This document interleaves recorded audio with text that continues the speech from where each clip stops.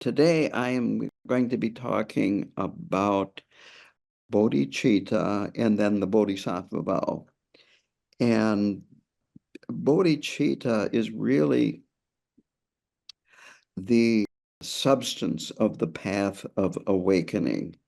It is, you have relative Bodhicitta, which could be simplified by saying it's compassion for all sentient beings.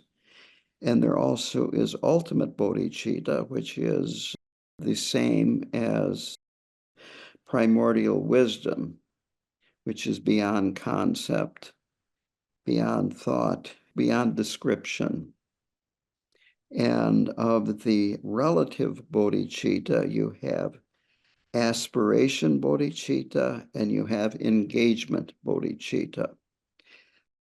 Shantideva compares aspiration bodhicitta as being like looking at a map, and engagement bodhicitta is actually being out walking on the path that you studied that was on the map.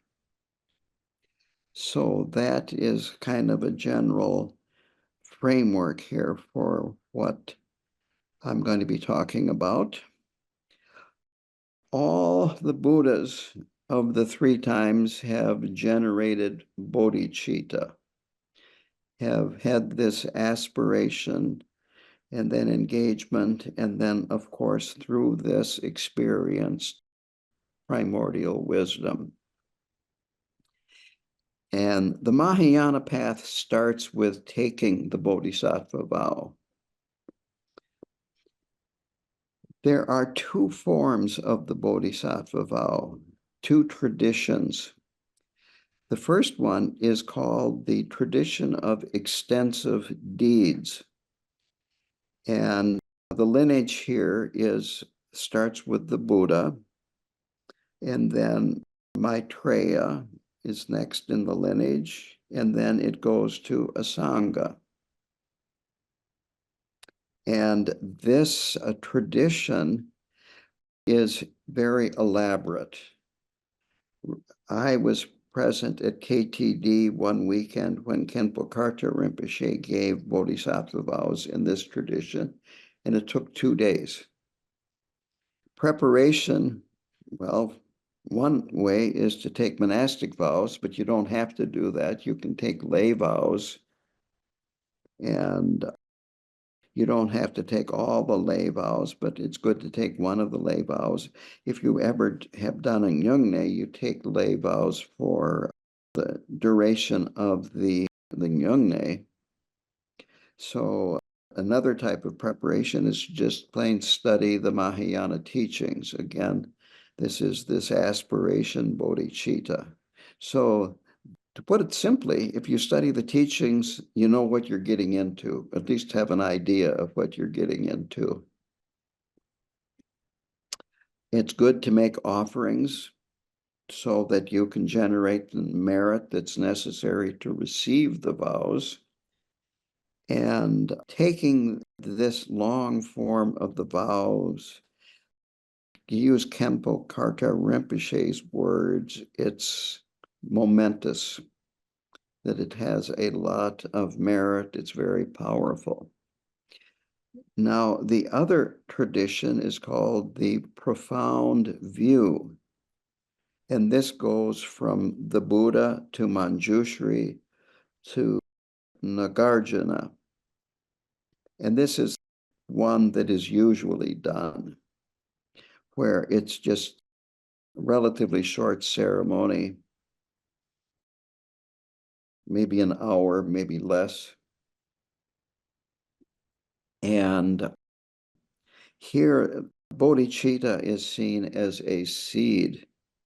You're planting a seed, and it will, again, in Rinpoche's words, survive in any soil. It'll survive in anyone who sincerely wishes to generate bodhicitta and feels that they can participate. Now, there are these two traditions, partially because, of course, sentient beings are different and have different motivations and aptitudes and so forth. The vow must be given by a guru or a lama who holds the particular tradition that they are giving the vows in. And of course, they have to maintain the lineage and their own Bodhisattva vows in order to pass it on. Now, believe it or not, if having taken the vows, we can make mistakes. We can, you might say, dent the vows. And so it's good to retake the vows every day. And we kind of do a short version of that when we chant Chenrezi. The first two lines of Chenrezi are taking refuge, and the second two lines are a short version of taking Bodhisattva vows. If you have a daily practice, if you're actually chanting, there's a good chance that what you're chanting is taking, you might say, acknowledging that you've taken these vows. If you want, you can take a longer version of them, which I'm going to get into in a little while. But retaking them at home kind of restores it, refreshes it, renews it. And it keeps it from deteriorating, and it helps your bodhicitta increase and grow. There are also confession practices that are good to be done from time to time once you've taken the Bodhisattva vow, because again, we will be engaging in behavior that are considered infractions. The two that many of you are familiar with, if you've done Yungne, either here with somebody else, is the 35 Buddhas. Sometimes it's called the Three Skanda Sutra. And the other is in the Yungne, there is a prayer that begins Lama Dorje Zinpa. And that is also a confession prayer. And both of these you can, before you start, think about a particular action that you have done and feel that you are working especially on that action that you regret. But these prayers are across the board. They basically, you're confessing for everything you've done in this life, everything you've done in your past lives. And since we've had countless past lives, we've accumulated countless things to confess. So it's good to take a broad view of this and realize that you're trying to confess everything and purify everything. Now, there are different degrees of violating the Bodhisattva vows that Rinpoche talked about: bending the vows, denting the vows, and breaking the vows, and then there are root downfalls. It's important to know the difference. A lot of times we take things that we do to be much more serious violations than they really are. That a dent can be fixed, what is bent can be unbent, and so forth. And even breaking the vows, if you do confession and have regret and remorse, and then do very seriously try to not do it again, even breaking the vows can be repaired. Here is a quote from Khenpo Karthar Rinpoche that once you have generated bodhicitta and become a child of the Buddha, which means taking bodhisattva vows, it is certain that you will at some point attain Buddhahood. So taking the vows are very, very important step in your life, in your Buddhist path. And basically, having taken the vows, then we're going to be engaging in Bodhisattva training and transforming ourselves into a Bodhisattva, of course. Rinpoche compares taking the Bodhisattva vows with being born into a royal family. Frequently, it's talked about, now I am a child of the Buddha. So there is this kind of feeling that you are a prince or a princess and a member of the royal family. But you don't have power yet because you're not quite at the stage where you can really benefit beings like a full bodhisattva does. But we have potential, and we can honor and respect that potential that we have now, that the seed that we have planted. So as I said, we have this aspiration bodhicitta, which is the wish and the intention to attain full awakening and to liberate others, and that we're doing this for the benefit of others. Again, it is a wish, a hope, a goal, and that's the level we start at. And then basically, it is the wish to attain Buddhahood for the benefit of others. Then there is the implementation bodhicitta, which is called the actual accomplishment of that wish generated by going through the process of accomplishing or bringing about your own Buddhahood. I want to point out this also, that on the Mahayana path, the goal is Buddhahood. The Buddha was born in a human body, and he traveled the path, and he became a fully enlightened Buddha. The prayer of the 12 deeds of the Buddha, which also is chanted in Anyungne, enumerate these 12 aspects of the Buddha's path to Buddhahood, and then, of course, his parinirvana. Now, in Vajrayana, we did earlier this morning, we did Chenrezig and Amitabha, and we did the Mahamudra lineage supplication. And the Mahamudra lineage supplication begins with Dorje Chang, and it ends with, may I attain the state of Dorje Chang. And this is the difference between Mahayana and Vajrayana, that the state of Dorje Chang is primordial wisdom, which has never been confused, never had to travel the path, that has always been enlightened. So this is a significant difference, but this is the Mahayana approach, is that you're in a human form and you are working with that, trying to emulate the Buddha and become a fully enlightened Buddha. I won't go into the Vajrayana too much at this point.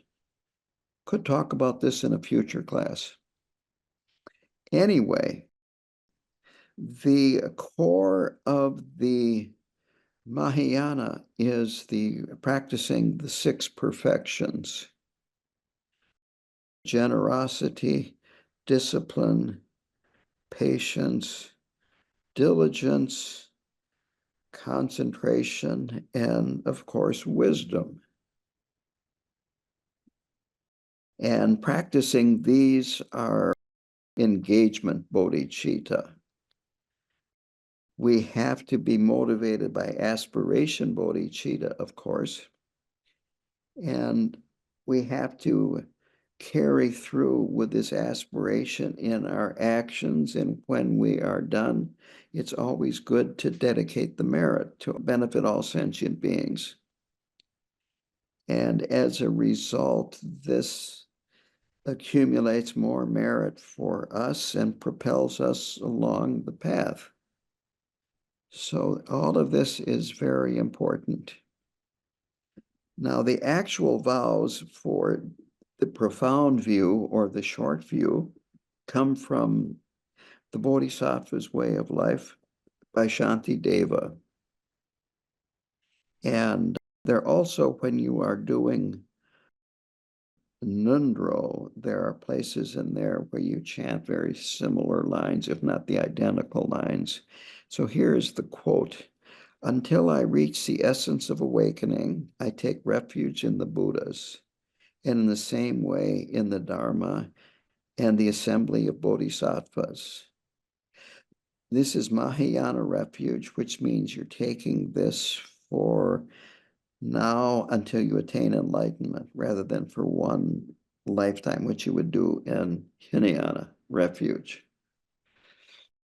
So then comes, just as the Buddhas of the past have done, I generate the intention to attain supreme awakening for the benefit of all beings. And just as they have gone through the stages of training of a bodhisattva, in the same way I will go through all of these stages. So here you have the aspiration and then the commitment to engage in implementation, bodhicitta. So the vows are really quite simple.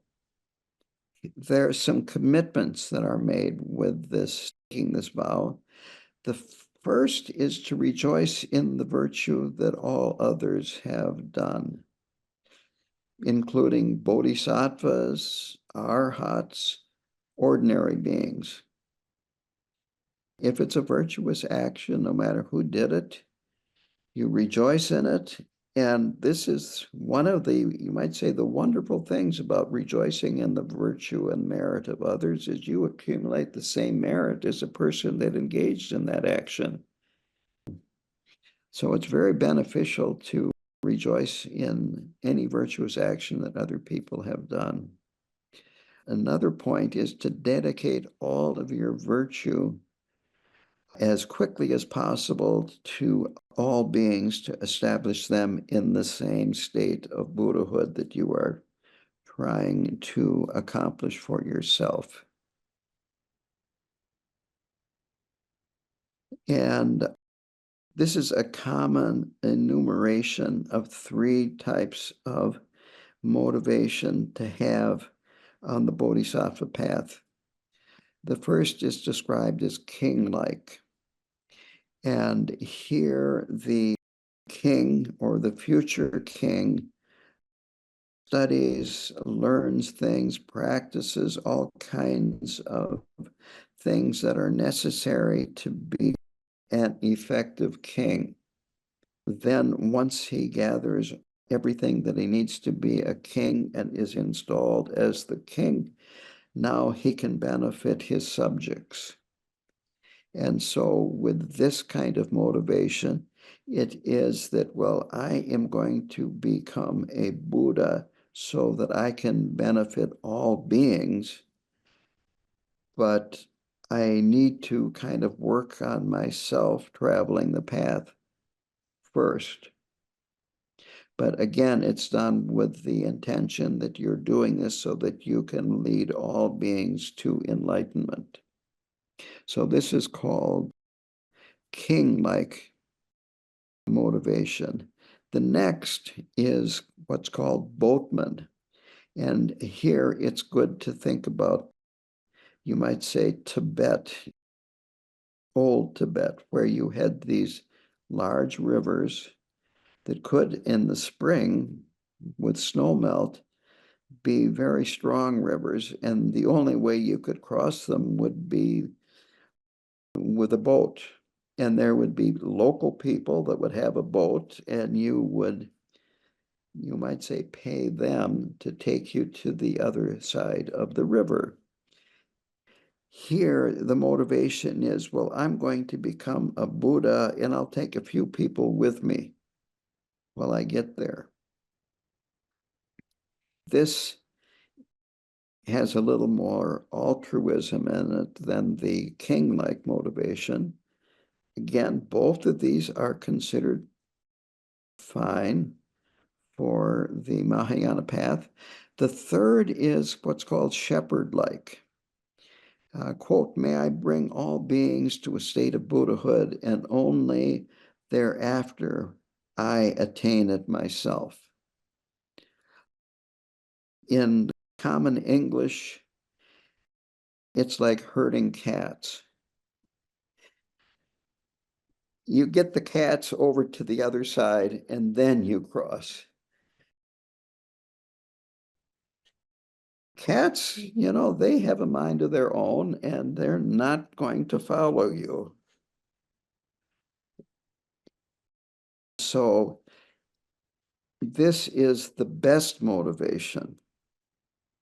It's also said to be the fastest way to attain Buddhahood. So going back to the implementation of it, it's practicing the 6 perfections and practicing them in accordance to your own abilities. This is important to remember. At breakfast time, we were having a discussion here about how it's really hard to be perfect. Some people have higher standards for perfection. And so, well, you do the best you can, and maybe you are not able to be as good a bodhisattva as other people are, but realize that you have your own limitations, your own karma, your own obstacles, and so forth. And you might say push yourself, but don't push yourself too hard and get all discouraged and thinking, oh, I'm an idiot. I'm never going to be any good at this. You want to avoid that. Personally, this is my own experience that sometimes it's nice after dedicating the merit to sit back and kind of give yourself a pat on the back. Like with me, it might be a dish of ice cream. Could be a cookie. But anyway, just recognizing, well, look it, I did it. I did it. There's nothing wrong with that. You want to keep your enthusiasm, your spirit high and feeling good about things rather than feeling overwhelmed. So avoid regret, do your best, and again, don't be hard on yourself. Now, here was an experience that I had that I think is a very good way to look at this, and that was I flew into the Newark airport, rented a car, and was driving in New York City and the area, and I was totally dependent on GPS. I had total devotion to that GPS, and of course, I would miss turns. And it did not say, you idiot, why didn't you turn there? It would just give me the next turn to get back onto the path. So it's good to realize that we can be that way about ourselves. We can recognize when we make mistakes, we can purify it, but then let go of it rather than all that inner critic that can come up.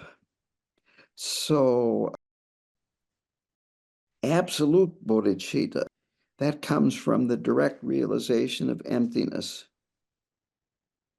which is difficult. That's the first bhumi. You can't get that from doing chanting. You can't fake it.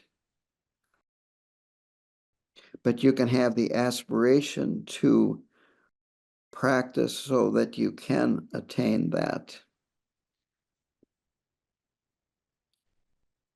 Now, another practice of the bodhisattvas in training is Tonglen. Besides the six perfections, Tonglen is very important, that this is a good way of increasing your bodhicitta, your relative bodhicitta.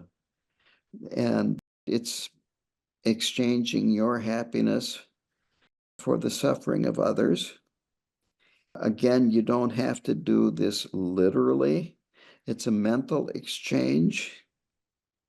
This helps us when we're going through the daily lives. This can just help us be more compassionate, be more accepting of other people, opening our eyes and seeing the difficulty that other people have. Again, one of my examples that I like to give, I live out in a very rural area where a traffic jam is getting behind a huge piece of farm machinery where you can hardly get by them even if it's a straight road. Whereas when I'm in a city, whether it be New York City or Minneapolis, it's easy to get in a traffic jam. And if you start thinking that instead of me being stuck in a traffic jam, I am part of this traffic jam. That, and the guy next to me and in front of me and behind me, he's probably thinking that I am part of the traffic jam and he is not. And he's stuck in a traffic jam and this is screwing up his day or whatever. And if we start thinking more about other people, we start seeing that there's a lot of stuff that we can let go of. I think it's a common experience as you practice more and more and progress on the path. You start seeing more and more subtle confusion, that you have more and more kleshas, which is a good sign because they're more subtle. You've kind of worked through a lot of the gross ones, the ones that are really obvious. And again, it's a good sign. It's not, oh, there I go, I'm just full of this stuff. Will it ever end? This is a good sign. So as you practice, eventually you will experience emptiness. You will experience the first bhumi. And by doing all these things, it's leading you to that experience. Rinpoche says that with this Tonglen practice, if we can direct giving our what we feel causes our happiness to other people and taking on the suffering of other people, that this can protect us from Mara, from all kinds of obstacles that can arise in our lives. It can protect us from being selfish. And it can also help us be able to work with more skillfully the aggression of other people. Again, when you're in a traffic jam, it's amazing what you see other people do. I don't have to tell you that, but I've seen some pretty, well, here was one thing that I saw. It was on interstate and traffic slowed down and there was a guy that was going on the shoulder on the right side, speeding by everybody. And there was a big 18-wheeler in front of me, and he saw this guy, and he pulled over on the shoulder, and the guy almost ran into his rear end. Well, maybe that's not such a good thing to be doing when you're on an interstate. So anyway, by practicing, doing practicing the six perfections, doing Tonglen, having this altruistic motivation, you will, in Rinpoche's words, you will attain Buddhahood quickly. You will be reborn with an altruistic mind as a practicing Bodhisattva, and that you will be in future lives a very powerful position to actually help beings. So we want to develop this immeasurable, boundless compassion for all beings, and that it's necessary if we're going to travel the path to Buddhahood to do this. It's important to realize we have this seed of this boundless compassion within us. We don't have to get it from outside of us. It's a matter of fertilizing what we have already, cultivating it, watering it, maybe putting a little composted manure on it, and making sure that it's got sunlight, weeding it, and so forth. And then it will grow, it will flower. There is I think this comes from the Zen tradition, and it is a seed never sees the flower. So you have to kind of let go of where you are and let that flower bloom. The seed shell is what's keeping that seed from growing and producing a bloom. So bodhicitta is extremely important on the Mahayana path. This is where bodhisattvas come from, and Buddhas come from bodhisattvas.